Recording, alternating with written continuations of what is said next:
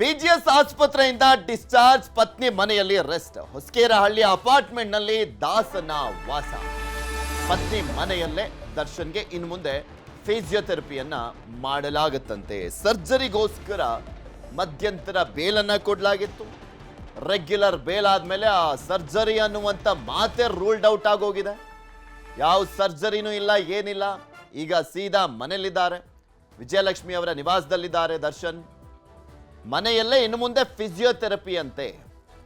BGS ಆಸ್ಪತ್ರೆಯವರು ಅದ್ಯಾವ magic ಮಾಡಿದ್ರು, ಅದ್ಯಾವ ಮಿರಾಕಲ್ ಆಯ್ತೋ ಗೊತ್ತಿಲ್ಲ. ಆ ವೈದ್ಯರ ಕೈಗುಣನ ಏನೋ ಗೊತ್ತಿಲ್ಲ. ಮ್ಯಾಜಿಕ್ ಮಾಡಿದ್ದು ಮಿರಾಕಲ್ ಆಗಿದ್ದು.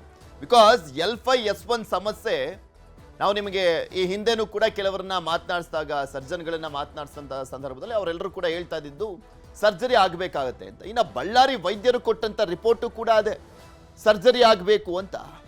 ಆದರೆ ಆಗಿದ್ದೇನೋ ಬರೀ ಫಿಸಿಯೋಥೆರಪಿ ಅಷ್ಟೇ, ಸರ್ಜರಿ ಇಲ್ಲ.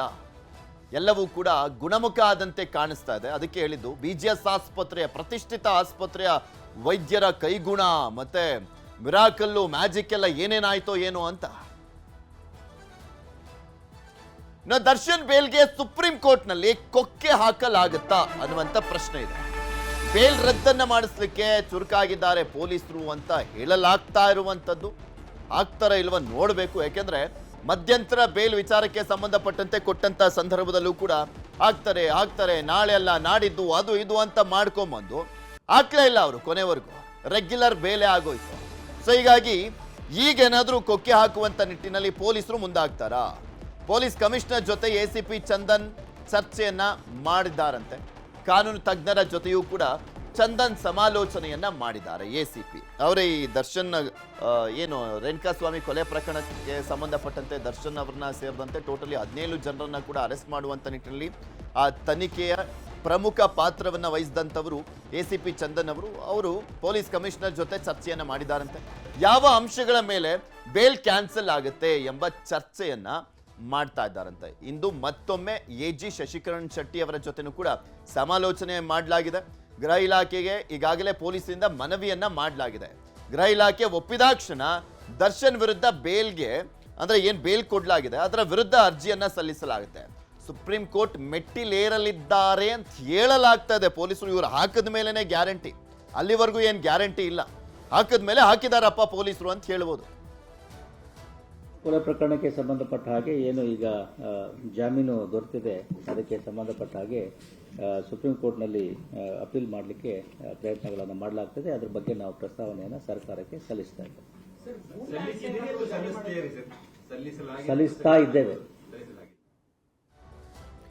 ಇದ್ರ ಬಗ್ಗೆ ಇನ್ನಷ್ಟು ಮಾಹಿತಿಯನ್ನ ಕೊಡ್ತಾ ಹೋಗ್ತಾರೆ ನಮ್ಮ ಪ್ರತಿನಿಧಿ ಮುನಿರಾಜು. ನಮ್ಮ ಜೊತೆ ನೇರ ಸಂಪರ್ಕದಲ್ಲಿ ಜಾಯ್ನ್ ಆಗಿದ್ದಾರೆ. ಮುನಿರಾಜು, ಮಧ್ಯಂತರ ಬೇಲ್ ಆಗಿತ್ತು ಫಸ್ಟು, ಅದಾದ್ಮೇಲೆ ಈಗ ರೆಗ್ಯುಲರ್ ಬೇಲ್ ಆಗಿದೆ. ದರ್ಶನ್ ಡಿಸ್ಚಾರ್ಜ್ ಆಗಿ ಅವರ ಪತ್ನಿಯ ನಿವಾಸದಲ್ಲೂ ಕೂಡ ಇದ್ದಾರೆ. ಪೊಲೀಸರು ಈ ವಿಚಾರಕ್ಕೆ ಸಂಬಂಧಪಟ್ಟಂತೆ ಮೇಲ್ಮನವಿಯನ್ನ ಸುಪ್ರೀಂ ಕೋರ್ಟ್ನಲ್ಲಿ ಸಲ್ಲಿಸಲಿದ್ದಾರೆ ಅಂತ ಹೇಳಲಾಗ್ತಾ ಇದೆಯಲ್ಲ, ಸಲ್ಲಿಸ್ತಾರಾ ಇಲ್ವಾ ಅಂತ? ಈ ಹಿಂದೆನೂ ಮಧ್ಯಂತರ ಜಾಮೀನು ಅರ್ಜಿ ಅಂದ್ರೆ ಜಾಮೀನು ಕೊಟ್ಟಂತ ಸಂದರ್ಭದಲ್ಲೂ ಮೇಲ್ಮನವಿ ಹೋಗ್ತಾರೆ ಅಂತ ಹೇಳ್ಕೊಂಡೇ ಬಂದಿದ್ದಾಯ್ತು, ಬಿಟ್ರೆ ಹೋಗ್ಲೇ ಇಲ್ಲ ಅವರು.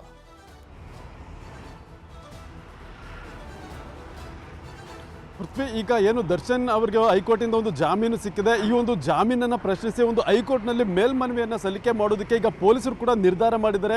ಅದಕ್ಕೆ ಬೇಕಾದ ಒಂದು ಸಿದ್ಧತೆ ಕೂಡ ಆಗಿದೆ. ಮತ್ತು ಇದಕ್ಕೆ ಕಾನೂನು ತಜ್ಞರ ಜೊತೆ ಒಂದು ಸಭೆಯನ್ನು ಕೂಡ ಈಗಾಗಲೇ ತನಿಖಾಧಿಕಾರಿಗಳು ಮಾಡಿದ್ದಾರೆ. ಮತ್ತು ಈಗಾಗಲೇ ಇವತ್ತು AG ಶಶಿಕಿರಣ್ ಶೆಟ್ಟಿ ಅವ್ರ ಜೊತೆ ಕೂಡ ಇದ್ರ ಬಗ್ಗೆ ಒಂದು ಚರ್ಚೆಯನ್ನು ನಡೆಸಿ ನಂತರ ಈ ಒಂದು ಕೇಸ್ ಫೈಲನ್ನು ಗೃಹ ಇಲಾಖೆಗೆ ರವಾನೆ ಮಾಡಿ ಅಲ್ಲಿಂದ ಒಂದು ಗ್ರೀನ್ ಸಿಗ್ನಲ್ ಸಿಕ್ಕ ಬಳಿಕ ಅದನ್ನು ಸುಪ್ರೀಂ ಕೋರ್ಟ್ಗೆ ಒಂದು ಮೇಲ್ಮನವಿಯನ್ನು ಸಲ್ಲಿಕೆ ಮಾಡೋದಕ್ಕೆ ಕೂಡ ಮುಂದಾಗ್ತಾ ಇರೋದು. ಈಗಾಗಲೇ ಅದಕ್ಕೆ ಬೇಕಾದಂಥ ಒಂದು ಕಡತಗಳ ತಯಾರಿ ಕೂಡ ಆಗಿದೆ. ಮತ್ತೆ ಏನು ಈ ಹಿಂದೆ ಚಾರ್ಜ್ ಶೀಟ್ ಒಂದು ಟ್ರಾನ್ಸ್ಲೇಷನ್ ಕೂಡ ಆಗಿತ್ತು. ಅಂದ್ರೆ ಮಧ್ಯಂತರ ಜಾಮೀನನ್ನು ಪ್ರಶ್ನೆ ಮಾಡಿ ಹೋಗೋ ಸಂದರ್ಭದಲ್ಲಿ ಇಡೀ ಚಾರ್ಜ್ ಶೀಟ್ ಅನ್ನು ಟ್ರಾನ್ಸ್ಲೇಟ್ ಮಾಡಿ ಅದನ್ನು ಇಂಗ್ಲಿಷ್ಗೆ ತರ್ಜುಮೆ ಕೂಡ ಮಾಡಿದ್ರು. ಅದೆಲ್ಲ ಕಾರ್ಯ ಪೂರ್ಣ ಆಗಿದೆ. ಆದರೆ ಗೃಹ ಇಲಾಖೆ ಮತ್ತೆ ಹಿರಿಯ ಪೊಲೀಸ್ ಅಧಿಕಾರಿಗಳಿಂದ ಒಂದು ಗ್ರೀನ್ ಸಿಗ್ನಲ್ ಸಿಕ್ಕ ಬಳಿಕ ಸುಪ್ರೀಂ ಕೋರ್ಟ್ನಲ್ಲಿ ಅರ್ಜಿ ಹಾಕೋದಕ್ಕೆ ಕೂಡ ಮುಂದಾಗಿದ್ದಾರೆ. ಬಹುಶಃ ಮುಂದಿನ ವಾರದಲ್ಲಿ ಈ ಒಂದು ಪ್ರಕ್ರಿಯೆ ಕೂಡ ಶುರುವಾಗುವಂತ ಸಾಧ್ಯತೆ ಇದೆ. ಯಾಕಂದ್ರೆ ಹೈಕೋರ್ಟ್ನಲ್ಲಿ ಏನು ರೆಗ್ಯುಲರ್ ಜಾಮೀನು ವಿಚಾರಣೆ ಸಂದರ್ಭದಲ್ಲಿ ಪೊಲೀಸರಿಗೆ ಸ್ವಲ್ಪ ಹಿನ್ನಡೆ ಕೂಡ ಉಂಟಾಗಿತ್ತು. ಅಂದ್ರೆ ತನಿಖೆಗೆ ಸಂಬಂಧಪಟ್ಟಂತೆ ಕೆಲವು ಅಂಶಗಳನ್ನು ಉಲ್ಲೇಖ ಮಾಡಿ CV ನಾಗೇಶ್ ಅವರು ತಮ್ಮ ಕ್ಲೈಂಟ್ಗೆ ಒಂದು ಬೇಲನ್ನು ಕೊಡಿಸೋದ್ರಲ್ಲಿ ಸಕ್ಸಸ್ ಆಗಿದ್ದಾರೆ. ಅದರಿಂದ ಏನು ಆರೋಪಿಗಳ ಪರ ವಕೀಲರು ಯಾವ ರೀತಿ ವಾದ ಮಾಡ್ತಾರೆ ಮತ್ತು ಯಾವೆಲ್ಲ ಅಂಶಗಳನ್ನು ಅಲ್ಲಿ ತೆಗೆದು ಅವರು ವಾದ ಮಾಡ್ತಾರೆ ಅನ್ನೋದ್ರ ಬಗ್ಗೆ ಕೂಡ ಈಗ ಚರ್ಚೆಯನ್ನು ಮಾಡಿದ್ದಾರೆ. ಅರೆಸ್ಟ್ ಆಫ್ ಗ್ರೌಂಡ್ಸ್ ಇರ್ಬೋದು, ಮತ್ತು FSL ರಿಪೋರ್ಟ್ಸ್ ಇರ್ಬೋದು, ಮತ್ತು ಶೂ ಬದಲಿಗೆ ಚಪ್ಪಲಿಯನ್ನು ರಿಕವರಿ ಮಾಡಿರೋದಿರ್ಬೋದು, ಮತ್ತು ಸಾಕಷ್ಟು ಟೆಕ್ನಿಕಲ್ಸ್ ಎವಿಡೆನ್ಸ್ ಏನಿದೆ ಅವುಗಳನ್ನು ಎಲ್ಲ ಅಂಶಗಳನ್ನು ಉಲ್ಲೇಖ ಮಾಡಿ ಆರೋಪಿಗಳ ಪರ ವಕೀಲರು ವಾದವನ್ನು ಮಾಡ್ತಾರೆ. ಅದಕ್ಕೆ ಯಾವ ರೀತಿಯಾಗಿ ಪ್ರತಿ ಕೌಂಟರನ್ನು ಕೊಡಬೇಕು ಮತ್ತು ನಾವು ಯಾವ ರೀತಿ ಸಿದ್ಧತೆಗಳನ್ನು ಮಾಡ್ಕೊಳ್ಬೇಕು ಅನ್ನೋದ್ರ ಬಗ್ಗೆ ಈಗ ತನಿಖಾಧಿಕಾರಿಗಳು ಮತ್ತು ಕಾನೂನು ತಜ್ಞರು ಒಂದು ಚರ್ಚೆಯನ್ನು ಕೂಡ ಮಾಡಿರೋದು. ಈ ಒಂದು ಚರ್ಚೆ ಬಳಿಕ ಹಿರಿಯ ಅಧಿಕಾರಿಗಳು ಮತ್ತು AG ಅವರಿಂದ ಒಂದು ಗ್ರೀನ್ ಸಿಗ್ನಲ್ ಸಿಗುತ್ತೆ.